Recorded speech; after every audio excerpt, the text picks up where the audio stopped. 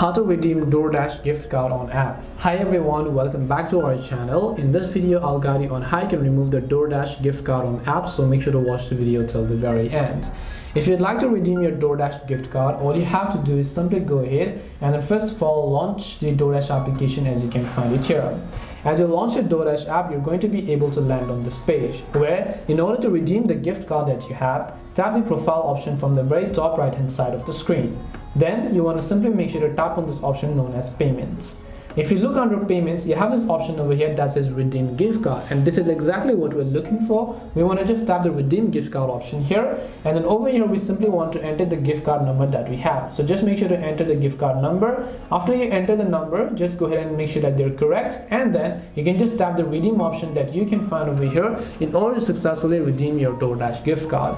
This way you can redeem your DoorDash gift card on app. Hope this video was very helpful to you guys, and if it did help you, then make sure to leave a like and subscribe to the channel. If you have got any questions, then feel free to leave them down. Thank you very much for watching till the end of this tutorial, and see you soon in the next video.